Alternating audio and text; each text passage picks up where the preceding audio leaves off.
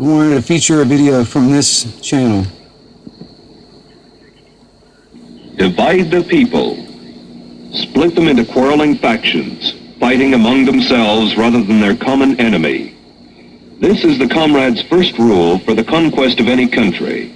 For well do they know from long experience that the nation so divided and weakened can be easily conquered from within. The communists disdain to conceal their views and aims. They openly declare that their ends can only be attained by the forcible overthrow of all existing social conditions.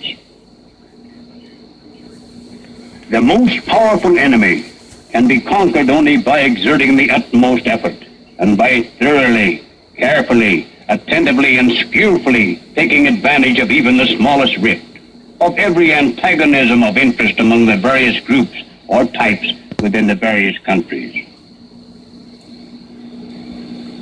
With Phase 1, that of dividing the population, completed, the revolutionists were ready to move into Phase 2 of the communist blueprint for takeover. Create the appearance of popular supports. In every country now part of the Red Slave Empire, the actual number of Communist Party members at the time of takeover has been less than 1% of the total population. As Lenin phrased it, communism must be built with non-communist hands. By cleverly beguiling thousands of well-intentioned people into unwittingly supporting the revolutionary program, the dedicated 1% can trick the 99% into surrendering their birthright. This they do by hiding the true communist objectives behind appealing slogans and pretended humanitarian goals. As Stalin explained, the revolutionary accepts reform in order to use it as a cover for his illegal work. after the communists have found some issue or point of difference upon which they can divide the people, get them fighting among themselves rather than their common enemy, the next step is to create the appearance of popular support for the communists' war of national liberation. They have been devastatingly successful thus far. Yet in one country after another, there have been alert, informed individuals who saw the signs, recognized the patterns of conquest, and raised their voices to warn the people. Against just such a contingency, the communists developed the third phase of their blueprint for world domination: neutralize the opposition. We can and must write in a language which sows among the masses hate, revulsion, and scorn toward those who disagree with us. A Communist Party directive issued in 1943 reads, Members and front organizations must continually embarrass, discredit, and degrade our critics. When obstructionists become too irritating, label them as fascist or Nazi or anti-Semitic. Constantly associate those who oppose us with those names which already have a bad smell. The association will, after enough repetition, become fact in the public mind. The next step in the communist strategy is the most easily recognized, for it consists of the tactic of getting masses into motion, and thus precipitating mob violence. Master psychologists that they are, the communists know that once the masses are in the streets, it's not too difficult to convert an orderly demonstration into a full-scale riot. They know, too, that when rioting occurs, police and military forces of the government must move to restore law and order, and thus they have the first visible signs of revolution. Riots, demonstrations, street battles, detachments of a revolutionary army. Such are the stages in the development of the popular uprising. The official constitution and program of the Communist Party stated in 1921, The Communist Party will educate and organize the working masses for mass strikes and mass demonstrations. It is through struggles that the working masses are prepared for the final conflict for power. As these strikes grow in number and intensity, they acquire political character through unavoidable collision and open combat with the capitalistic state. Mass action culminates in insurrection and civil war. In 1964, a communist document taken from the Viet Cong stated, "Get the people out into the streets. Quarrels should be provoked.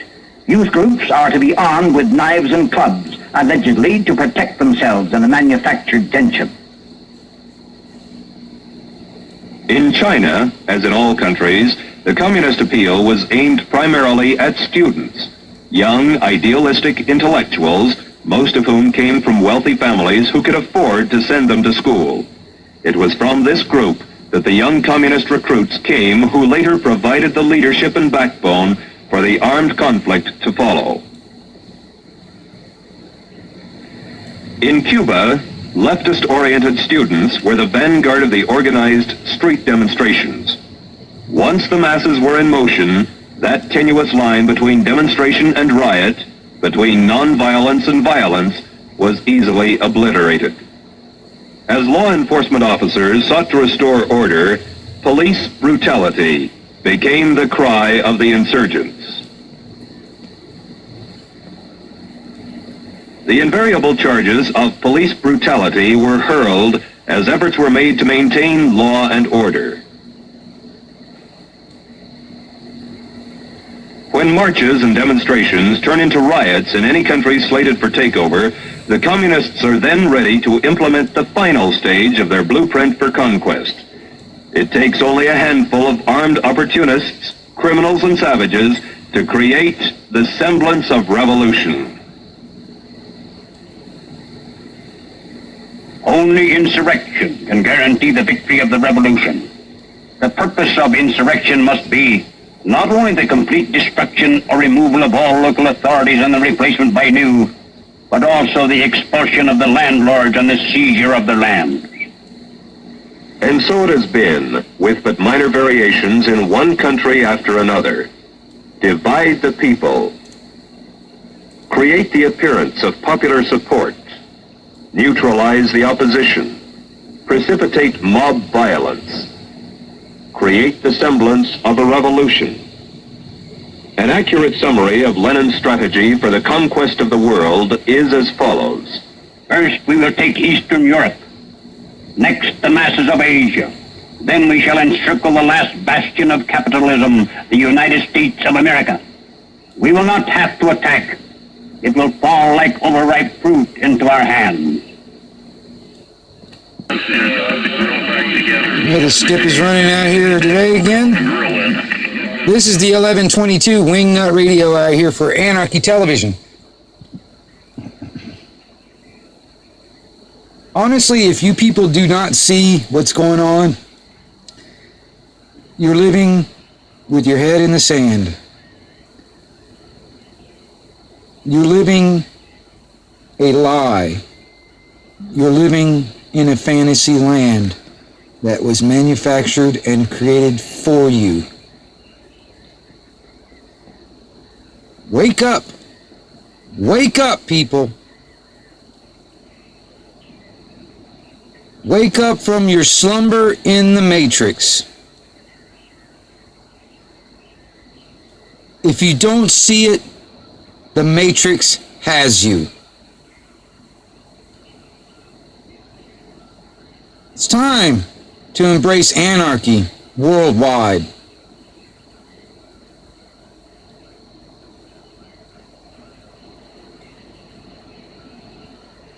These psychopath, communist fuckheads must not win. It's time for all of you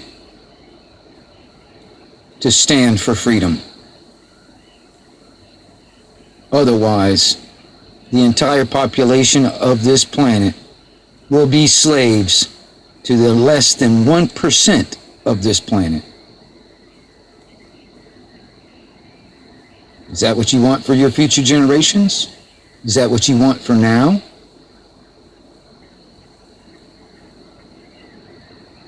Stand for freedom. 1122 Wingnut. Back out again.